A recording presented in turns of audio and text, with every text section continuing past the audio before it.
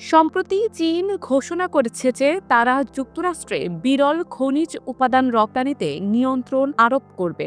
এর আওতায় কাঁচামাল সহ বিশেষত মাঝারি ও ভারী ধরনের বিরল খনিজ যেমন samarium, gadolinium, dysprosium, terbium, lutetium, scandium এবং ইট্রিয়ামের রপ্তানিতে বিধিনিষেধ আরোপ করা হবে।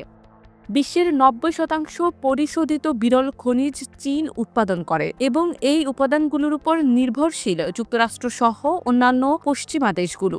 এসব উপাদান অত্যন্ত গুরুত্বপূর্ণ কারণ এগুলো প্রতিরক্ষা, ইলেকট্রিক গাড়ি, ক্লিন এনার্জি এবং ইলেকট্রনিক্স শিল্পে ব্যবহৃত হয়। চীনের এই পদক্ষেপ বিশ্ব বাণিজ্যে নতুন উত্তেজনা তৈরি করেছে। যুক্তরাষ্ট্রের শুল্ক নীতির বিরুদ্ধে পাল্টা ব্যবস্থা হিসেবে চীন বিরল খনিজকে তাদের শক্তিশালী অস্ত্র হিসেবে ব্যবহার করছে।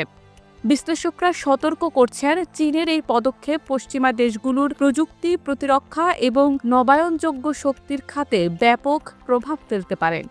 চীনের বিরল খনিজ রপ্তানি বন্ধ হলে এসব শিল্পের কার্যক্রম বাধাগ্রস্ত হতে পারে।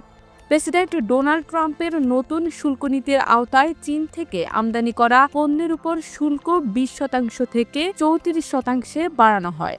এর পাল্টা পদক্ষেপ হিসেবে চীনও মার্কিন পণ্যের উপর অতিরিক্ত ৩৪% শুল্ক আরোপ করে এবং বিরল খনিজ ও চুম্বকজাত পণ্যের রপ্তানি নিয়ন্ত্রণে আনে।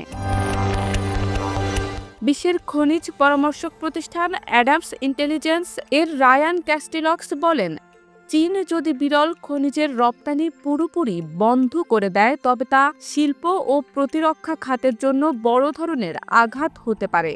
বিকল্প সরবরাহের সংকট তৈরি হওয়ার সঙ্গেই চীনের এই পদক্ষেপ বাজারে আরও শক্তিশালী আধিপত্য স্থাপন করবে। এছাড়া চীন ইতোমধ্যে যুক্তরাষ্ট্রে ৩টি ধাতু রপ্তানিতে নিষেধাজ্ঞা আরোপ করেছে এবং আরও কিছু দেশে রপ্তানি নীতি কঠোর করেছে।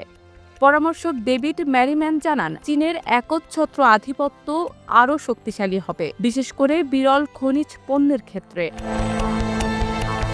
বিশ্লেষক জ্যাকব গান্টার বলেন, এই নিষেধাজ্ঞার নেতিবাচক প্রভাব শুধুমাত্র যুক্তরাষ্ট্রের উপরই নয় বরং ইউরোপের অন্যান্য দেশগুলোর উপরও পড়বে।